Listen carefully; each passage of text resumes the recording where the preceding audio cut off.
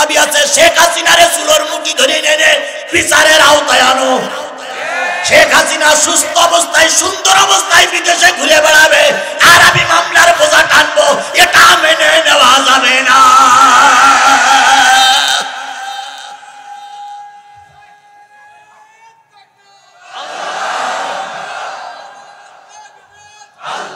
তত্ত্বাবধায়ক সরকারকে বলি, বাংলাদেশের এমন কোন জামাতের কর্মী নাই, এমন কোন বিএনপির কর্মী নাই তাদের নামে মামলা হয়নি। তারা মামলার ঘান টেনে কোর্টের বারান্দায় ঘুরে বেড়াচ্ছে আর শেখ হাসিনা ভারতে বসে আরামে খাবে আর আমাদের দেশের বিরুদ্ধে বিষাদগার করবে। বাংলাদেশের 18 কোটি মানুষ মেনে নেবে না। আপনি তত্ত্বাবধায়ক সরকার প্রধান, অনতি বিলম্বে ভারত থেকে শেখ হাসিনার দেশে আনুন, বিচারের আওতায় নিয়ে আসুন। যত লোক হত্যা করেছে প্রত্যেকটা হত্যার বিচার করে তাকে অগণিত মামলায় ফাঁসির কাস্টে ঝুলান ঝুলান ঝুলান।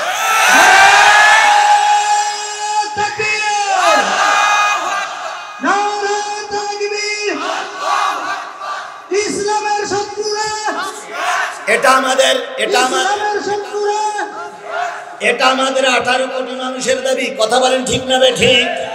1 নম্বর।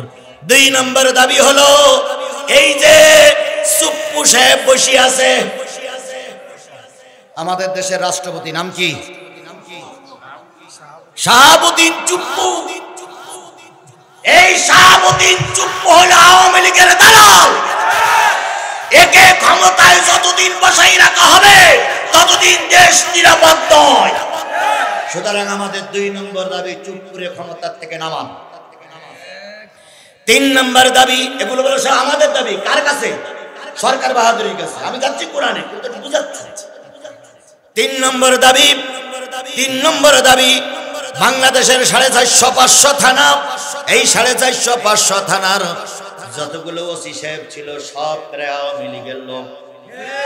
আপনারা বাছাই করে করে যারা যুবলীগের, আওয়ামী লীগের, ছাত্রলীগের নেতা ওই ওসির চেয়ারে বসে আছে, তাদেরকে নামান, তাদেরকে নামান, তাদেরকে নামান, কারণ তাদের দ্বারা দেশ নিরাপদ নয়। এটা কয় নম্বর দাবি? 3 নম্বর। 4 নম্বর দাবি, আওয়ামী লীগ চলাকালীন অবস্থায় সচিবালয়ে যত লোক চাকরি পেয়েছে সবগুলো ছিল আওয়ামী লীগের নেতা কর্মী। সুতরাং ওদেরকে ওখান থেকে না নামানো পর্যন্ত সুষ্ঠু নির্বাচন সম্ভব নয়। তাহলে এগুলো যদি আমাদের দাবি হয়, সরকার বাহাদুরের কাছে কোরআন এসেছে জাতির জন্য, 700 কোটি 800 কোটি মানুষের কাছে এসেছে কোরআন। কোরআনের কিছু দাবি আমাদের কাছে আছে না নাই? ونعوذ بالله من شرور أنفسنا ومن سيئات أعمالنا من يهده الله فلا مضل له ومن يضلل فلا هادي له ونشهد أن لا إله إلا الله وحده لا شريك له الذي أرسله بالحق بشيرا ونذيرا وداعيا إلى الله بإذنه وسراجا منيرا فقد قال الله تعالى في كلامه المجيد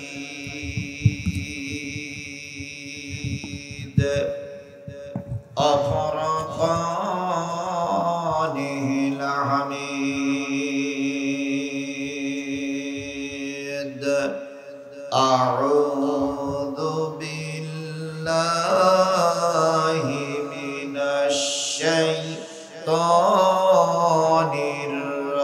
الرجيم بسم الله الرحمن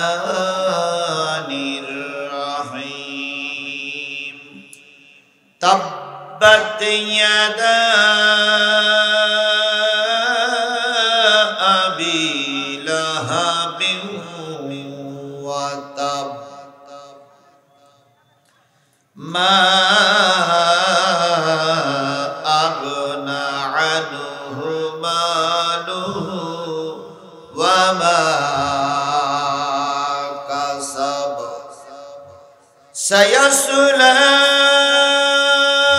نارا ذات لهب امرأته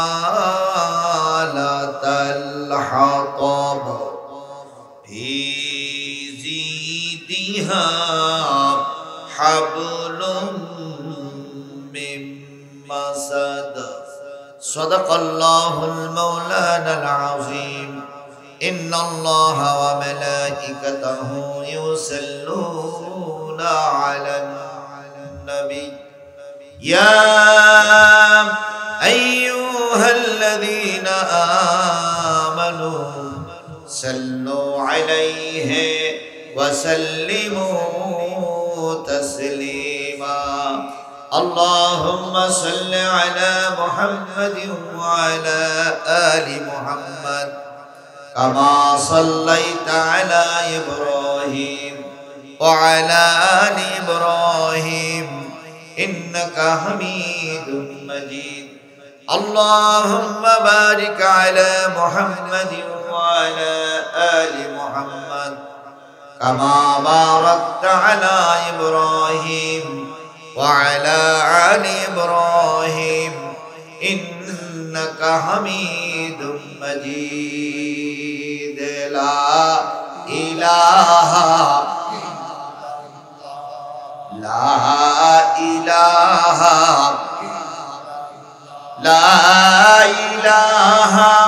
إلا الله محمد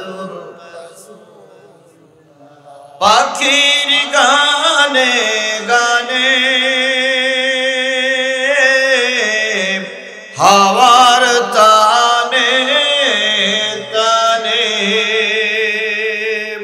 ওই নামেরই সুর শোনা যায় হলে আপন হারালা ইলাহা জোরে জোরে লা ইলাহা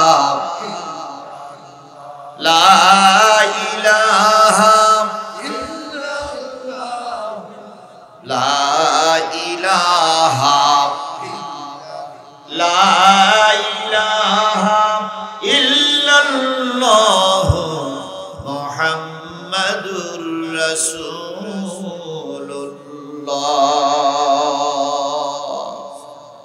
সকলে জবান খুলে একসাথে এক বাক্যে বলছি সাল্লাল্লাহু আলাইহি ওয়াসাল্লাম।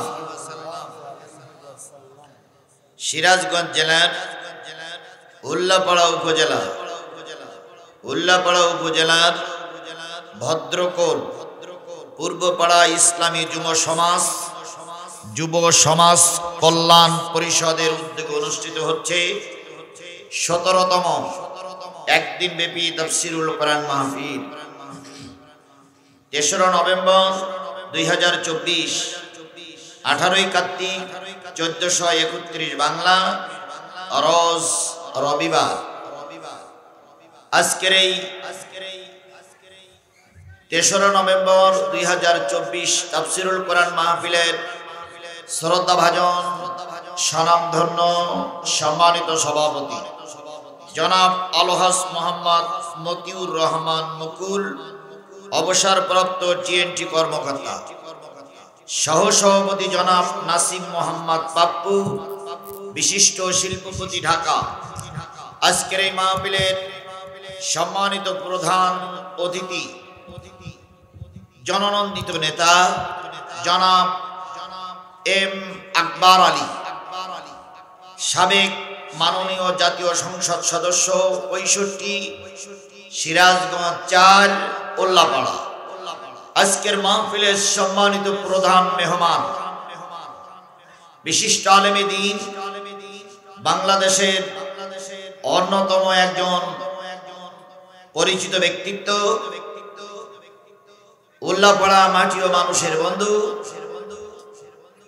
বাংলাদেশ ইসলামী ছাত্র শিবিরের সাবেক কেন্দ্রীয় সভাপতি জনাব মাওলানা মোহাম্মদ রফিকুল ইসলাম খান, সহকারী সেক্রেটারি জেনারেল বাংলাদেশ জামাত ইসলামী, বিশেষ অতিথিবৃন্দ মোহাম্মদ জাহিদুল ইসলাম মিস্টার, আব্দুল মালিক, শামীম রেজা, হায়দার আলী, জহুরুল ইসলাম কাজী, জোনায়েদ হোসেন সবুজ সহ আজকের এই মাহফিলের দাওয়াতি অতিথিবৃন্দ, বিশেষ অতিথিবৃন্দ, আমন্ত্রিত অতিথিবৃন্দ, বাংলাদেশ জাতীয়তাবাদী দল বিএনপি এবং বাংলাদেশ জামাত ইসলামী রাজনৈতিক নেতৃবৃন্দ, আলোচনা করে ধন্য করেছেন বিশিষ্ট ইসলামী চিন্তাবিদ, তরুণ উদীয়মান বক্তা,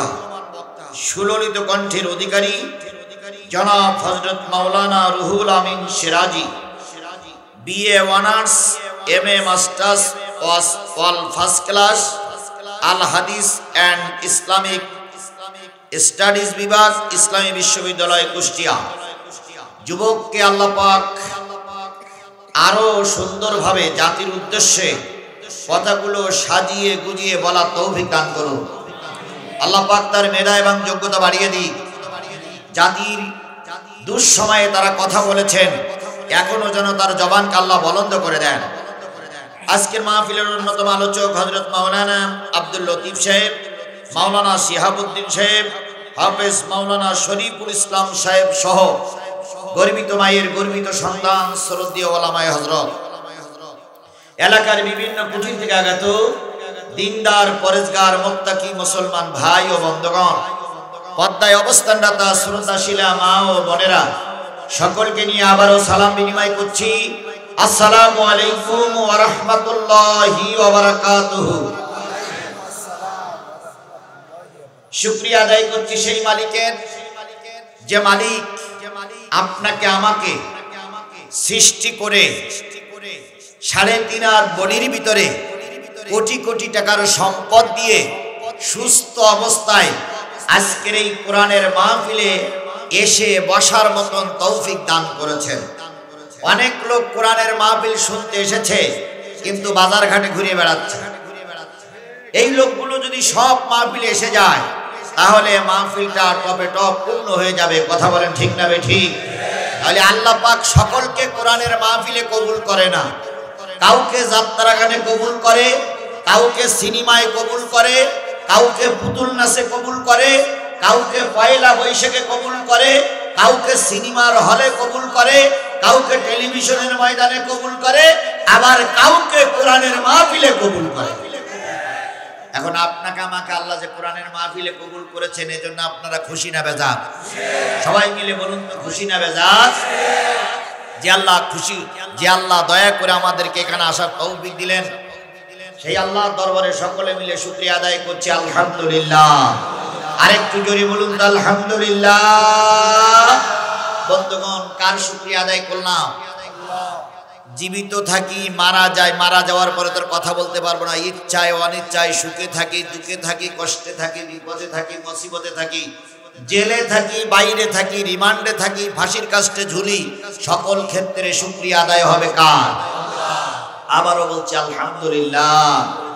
সর্বকালের সর্বশ্রেষ্ঠ নবী, আমাদের সাইয়্যেদ, আমাদের সরদার, আমাদের প্রিয় ভাজন নেতা জনাবে মুহাম্মদ রাসূলুল্লাহ সাল্লাল্লাহু আলাইহি সাল্লামের দরবারে লক্ষ কোটি দুরূদ আর সালাম। সকলে মিলে বলছি সাল্লাল্লাহু আলাইহি ওয়াসাল্লাম। আল্লাহ বলতেছেন, ফালা ওয়া রাব্বিকা লা ইউমিনুনা হাত্তা ইউহাক্কিমুকা ফীমা শাজারা বাইনাহুম সুম্মা লা ইয়াজিদু ফি আনফুসিহিম হারাজাম মিম্মা কাদাইতা ওয়া ইউসাল্লিমু তাসলিমা। কথাকার আল্লাহ বললেন, নবী শোনো, তোমার রবের কসম। আল্লাহ তার নিজের নামে কসম খেয়ে বলতেছে, আমি আমার নিজের নামে কসম খেয়ে বলতেছি, ততক্ষণ পর্যন্ত একজন লোক প্রকৃত মুমিন হতে পারবে না যতক্ষণ পর্যন্ত নবীর বিচার, নবীর ফয়সালা, নবীর রায় সন্তুষ্ট চিত্তে মেনে না নেবে। নবী যে বিচার করে দেবে, কোরআন যে বিচার করে দেবে, হাদিসের দ্বারা যে বিচার হবে, এই বিচার যতক্ষণ পর্যন্ত একটা লোক সন্তুষ্ট চিত্তে মেনে না নেবে, এক কথায় কোরআনের বিধান সমাজে চালু হোক, এই ব্যাপারে যেই ব্যক্তি সন্তুষ্ট হতে না পারবে, সে যতই আল্লাহওয়ালা হোক, ইমানদার হোক, আর যাই হোক, মুমিন হতে পারবে না। কার কথা? দ্বিতীয় বৃহত্তম মুসলিম বাংলাদেশ, যেই দেশের মানুষগুলো কোরআনের আওয়াজ শুনে ঘুমায়ে পড়ে, যেই দেশের মানুষেরা 5.5 লক্ষ মসজিদের আল্লাহু আকবার ধ্বনি শুনে ঘুম থেকে জেগে ওঠে, যেই দেশের রেডিওর কান মোড়া দিলে কোরআনের আওয়াজ বেশি আসে, যেই দেশে হাজারো মোবাইলে কোরআনের আওয়াজ ভাসতেছে, যেই দেশের মাইক, যেই দেশের আইসক্রিমওয়ালা ভ্যানওয়ালারা কোরআনের আওয়াজ বাজাইয়ে বেড়ায়, সেই দেশের মুসলমানেরা বুকে হাত দিয়ে বলুন তো, কোরআন দিয়ে কি আমার দেশ চলে? কোরআন দিয়ে কি জাতীয় সংসদ চলে? কোরআন দিয়ে কি বঙ্গভবন চলে? কোরআন দিয়ে কি সেক্রেটারিয়েট চলে? কোরআন দিয়ে কি থানা চলে? কোরআন দিয়ে কি বিশ্ববিদ্যালয় চলে? তাহলে বোঝা গেল কোরআন আমাদের দেশে চালু নাই। আমরা টুপিওয়ালা কিন্তু প্রকৃত ইমানদার না।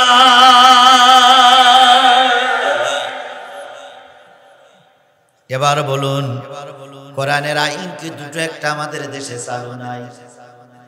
দুটো একটা কি চালু নাই? বলেন তো কোন কোন জায়গায় চালু আছে? বলেন। মসজিদে আছে, এই বলতে মসজিদে আছে। আচ্ছা, আপনারা মসজিদে আছে, ভাই বলতেছে মাদ্রাসায়ও আছে, এটাও আপনারা একমত? একমত, মসজিদে চালু আছে, আর কোন জায়গায় চালু আছে? মাদ্রাসায় চালু আছে। তাই আপনাদের কথাই মেনে নিলাম। মসজিদে যাই, বিগত 15টা বছরে মসজিদগুলো দখল করে রেখেছিল রামপন্থী বামপন্থীওয়ালারা। মসজিদগুলোতে ইমাম সাহেবরা হক কথাগুলো বলতে পারেনি। ইমাম সাহেব যদি একটু হক কথা বলেছে, এই শুক্রবার আলোচনা করেছে, পরের শুক্রবার আসার আগে ইমামের চাকরি শেষ। আমি বানাই বললি বললেন, হুজুর বানাই বলতেছেন, কথা ঠিক না বেঠিক? বাংলাদেশের অনেক ইমামকে লাঞ্ছিত করে মসজিদ থেকে তাড়িয়ে দেওয়া হয়েছে। বাংলাদেশের অনেক ইমামকে রক্তাক্ত করে মসজিদ থেকে তাড়িয়ে দেওয়া হয়েছে। শুধুমাত্র মুজিবুর রহমানের জন্য দোয়া না করার অপরাধে ইমাম সাহেবকে পিটাইয়ে জেলখানায় ঢুকাই দিয়েছে।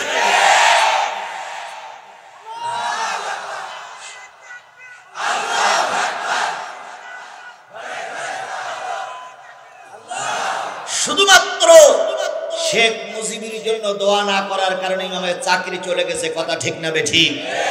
তাহলে মসজিদে কোথায় ইসলাম আছে? সুদীর কথা বললে সভাপতি খেপে যায়, ঘুষির কথা বললে সভাপতি খেপে যায়, আওয়ামী লীগের লোক কমিটির ভিতরে না রাখলে সেই কমিটি ভেঙে দেওয়া হয়, তাহলে কোথায় ইসলাম থাকলো? হ্যাঁ, একেবারে নেই, আজান তো ছিল, নামাজ তো ছিল, এটা তো বন্ধ হয়নি, কিন্তু প্রকৃত ইসলাম মসজিদেও ছিল না। এবার আসুন মাদ্রাসায় যাই। বাংলাদেশের যতগুলো আলিয়া মাদ্রাসা, সেখানে সব কোরআন হাদিস শেখানো হয়, কথা বলেন ঠিক না ঠিক? তাহলে কোরআন হাদিস যেখানে শেখানো হয়, সেখানে কেন নেতার মূর্তি হুজুরদের মাথার পরে থাকবে? যতগুলো দাখিল মাদ্রাসা, যতগুলো আলিম মাদ্রাসা, যতগুলো ফাজিল মাদ্রাসার শিক্ষক এখানে আছেন, বুকে হাত দিয়ে বলুন তো, শেখ মুজিবুর রহমান আর শেখ হাসিনার ছবি আপনাদের মাথার উপরে রাখা লেগেছে না লাগেনি? না রাখলে না রাখলে না না না না না না রাখলে এমপিও বাতিল। তাহলে হুজুরদের মাথার পরে থাকবে আল্লাহর কোরআন, হুজুরদের মাথার পরে থাকবে রাসূলের হাদিস। সেখানে কোরআন নাই, হাদিস নাই, মাদ্রাসাগুলো ওই মূর্তি আমাদের টানাতে বাধ্য করেছিল ওরা।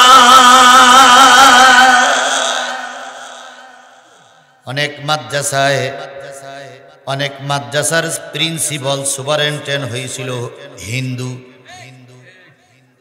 ঢাকা বিশ্ববিদ্যালয়ের মতন একটা বৃহত্তম, ঢাকা আলিয়া মাদ্রাসার মতন একটা ধর্মপীঠ, সেখানেও হিন্দুদের কর্তৃত্ব নেতৃত্ব চালু করেছিল এই জালেমের বাচ্চারা, এই ফাসেকের বাচ্চারা, এই ফেরাউনের বাচ্চারা।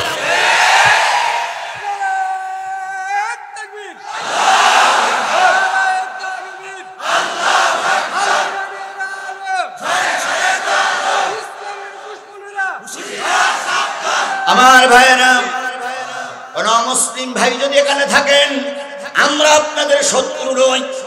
ভালো করে খেয়াল করেন, সরকারি চাকরি আপনাদের হোক, কিন্তু বাংলাদেশে তো অনেক সেক্টর আছে, সেখানে হিন্দুদের দেন, মাদ্রাসায় হিন্দু কেন? সব জায়গায় আপনি মুসলিমদের দেন, অন্য অন্য জায়গায় চাকরি দেন, সচিবালয়ে দেন, মন্ত্রণালয়ে দেন, প্রাইমারিতে দেন, হাই স্কুলে দেন, কলেজে দেন, ভার্সিটি দেন, কিন্তু মাদ্রাসায় যেখানে কোরআন হাদিস পড়ানো হয় সেখানে হিন্দু চাকরি করবে কেন?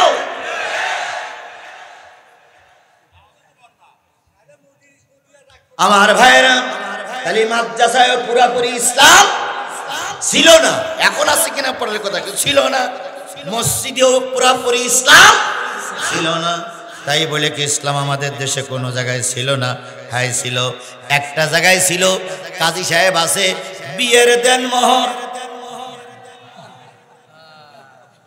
যেহেতু কাজী আছে, কাজীর পক্ষে না বললে কাজী আবার আমার বিপক্ষে যেতে পারে।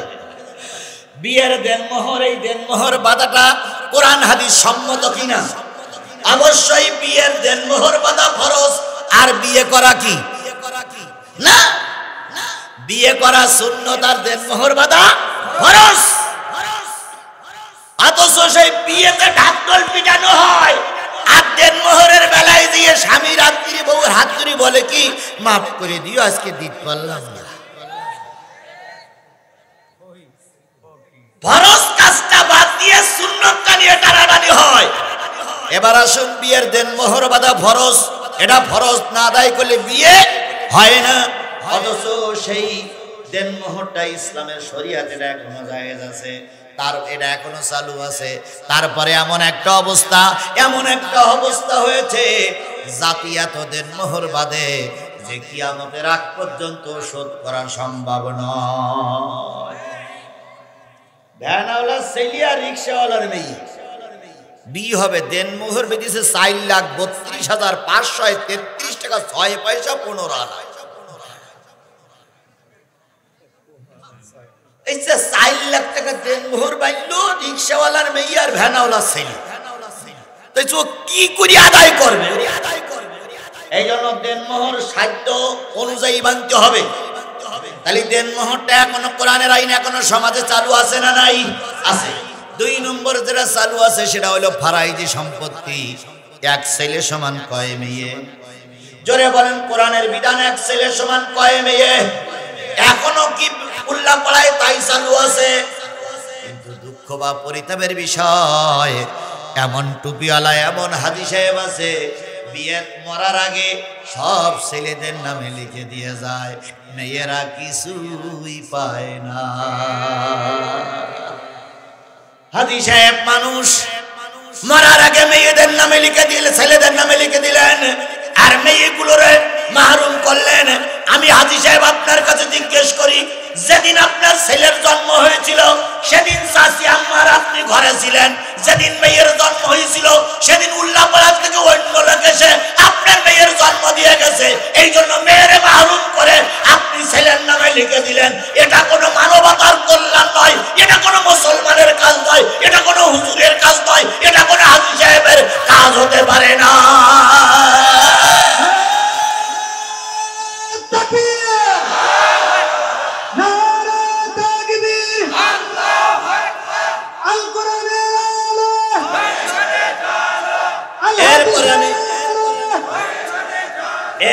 এরপর আমি বলি, এগুলো চালু আছে না নাই?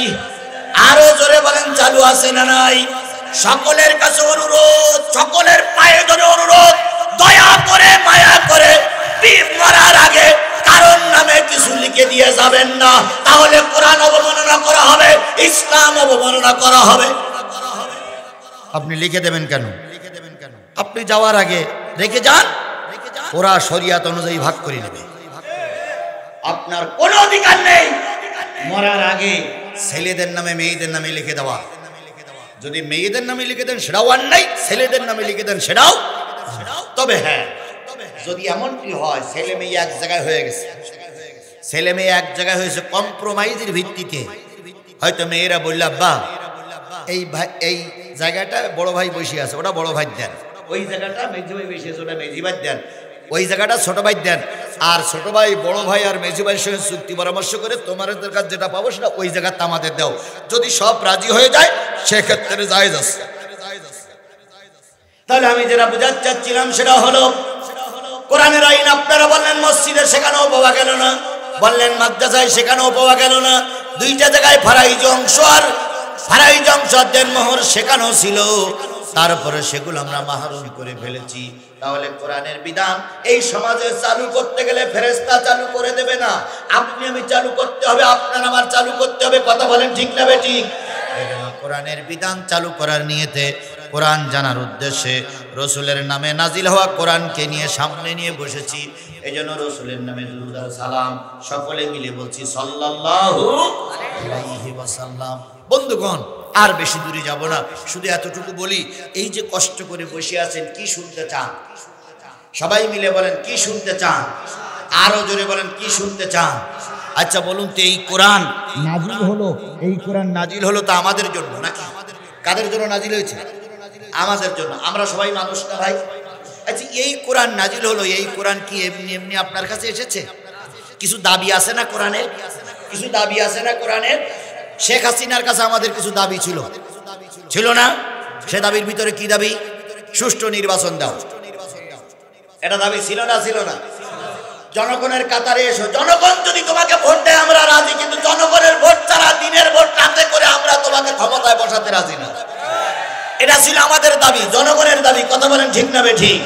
এখন যারা তত্ত্বাবধায়ক সরকার আছে তাদের কাছে আমাদের কিছু দাবি আছে না নাই?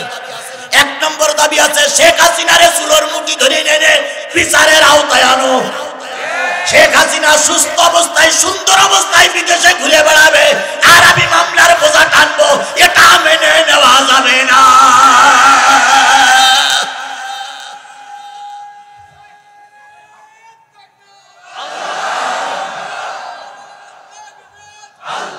তত্ত্বাবধায়ক সরকারকে বলি, বাংলাদেশের এমন কোন জামাতের কর্মী নাই, এমন কোন বিএনপির কর্মী নাই তাদের নামে মামলা হয়নি, তারা মামলার ঘান টেনে কোর্টের বারান্দায় ঘুরে বেড়াচ্ছে, আর শেখ হাসিনা ভারতে বসে আরামে খাবে আর আমাদের দেশের বিরুদ্ধে বিষাদগার করবে।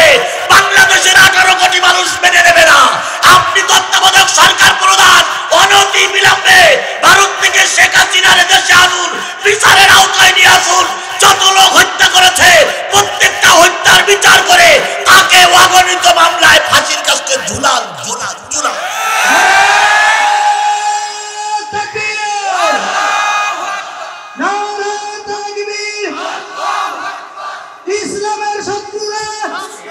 এটা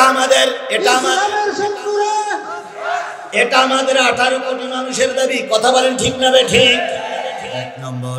2 নম্বর দাবি হলো, এই যে চুপ্পু সাহেব বসে আছে, আমাদের দেশের রাষ্ট্রপতি নাম কি? শাহাবুদ্দিন চুপ্পু। এই শাহাবুদ্দিন চুপ্পু হলো আওয়ামী লীগের দালাল। একে ক্ষমতায় যতদিন বসাই রাখা হবে ততদিন দেশ নিরাপদ নয়। সুতরাং আমাদের 2 নম্বর দাবি, চুপ্পুরে ক্ষমতার থেকে নামান। 3 নম্বর দাবি, এগুলো বলে আমাদের দাবি কার কাছে? সরকার বাহাদুরের কাছে। আমি যাচ্ছি কোরআনে, কিন্তু বুঝাচ্ছি। 3 নম্বর দাবি, বাংলাদেশের 450-500 থানা, এই 450-500 থানার যতগুলো ওসি সাহেব ছিল সব প্রায় আওয়ামী লীগের লোক। আপনারা বাছাই করে করে যারা যুবলীগের, আওয়ামী লীগের, ছাত্রলীগের নেতা ওই ওসির চেয়ারে বসে আছে, তাদেরকে নামান, তাদেরকে নামান, তাদেরকে নামান, কারণ তাদের দ্বারা দেশ নিরাপদ নয়। এটা কয় নম্বর দাবি? 3 নম্বর। 4 নম্বর দাবি, আওয়ামী লীগ চলাকালীন অবস্থায় সচিবালয়ে যত লোক চাকরি পেয়েছে সবগুলো ছিল আওয়ামী লীগের নেতা কর্মী। সুতরাং ওদেরকে ওখান থেকে না নামানো পর্যন্ত সুষ্ঠু নির্বাচন সম্ভব নয়। তাহলে এগুলো যদি আমাদের দাবি হয় সরকার বাহাদুরির কাছে, কোরআন এসেছে জাতির জন্য, 700 কোটি 800 কোটি মানুষের কাছে এসেছে কোরআন। কোরআনের কিছু দাবি আমাদের কাছে আছে না নাই? আমার এতক্ষণ কথা কি আপনারা বুঝতে পেরেছেন? আমাদের দাবি সরকারের কাছে 5টা 6টা 7টা 8টা দাবি করলাম না? তাহলে কোরআন তো আমাদের কাছে এসেছে, কোরআন দাবি নিয়ে আসিনি আমাদের কাছে। কোরআনের পয়লা নম্বর দাবি আমাকে পড়ো, দেখতেছি আমি। কোরআনের পয়লা নম্বর দাবি, কোরআন আমাদেরকে দাবি করতেছে পয়লা নম্বর দাবি কি? পড়ো। কোরআনের প্রথম কথা কি? কোরআনের প্রথম কথা কি? আলিফ লাম মিম না বলো। কোরআনের প্রথম কথা হচ্ছে ইকরা। ইকরা মানে কি? হেফজখানে কি করা হয়? পড়া হয়। তাহলে ওরা কোরআনের প্রথম দাবি ওরা পালন করছে, পড়তেছে। তাহলে কোরআনের প্রথম দাবি হলো কি? কাদের কাছে দাবি করতেছে? বান্দরের কাছে, শয়তানের কাছে, ইবলিসের কাছে, শেখ হাসিনার কাছে, কাদের কাছে? মানুষের কাছে। কোরআন প্রথম দাবি করতেছে আমাদের কাছে আমাকে কি? পড়ো, আমাকে পড়ো, আমাকে পড়ো, আমাকেই পড়ো। ইকরা বিসমি রাব্বিকাল্লাযী খলাক, আমাকেই পড়ো। কোরআনের প্রথম দাবি আমাকে। ভালো করে খেয়াল করেন, ওয়াজ তো সারা জীবন শুনতেছি, কাহিনীও শুনতেছি, আজকেও সব কিছু হবে, তার আগে প্রথম কথাগুলো শোনে। তাহলে কোরআনের প্রথম দাবি কি? পড়ো। 2 নম্বর কোরআনের দাবি হলো আমাকে শুধু পড়লি হবে না, বুঝে বুঝে পড়ো। বলুন তো, এমনি পড়া আর বুঝে পড়া দুটো জিনিস কি এক? জোরে বলেন, এমনি পড়া আর বুঝে পড়া কি এক? যে ব্যক্তি বুঝে পড়ে সেই ব্যক্তি আলেম। সুতরাং আল্লাহর কোরআন বলতেছে শুধু এমনি এমনি পড়ে তাকের পরে তুলে থিও না, আমাকে বুঝে বুঝে পড়ো। মুরব্বি আপনি বসেন, আমি দেখতেছি মুরব্বি মুরব্বি মুরব্বি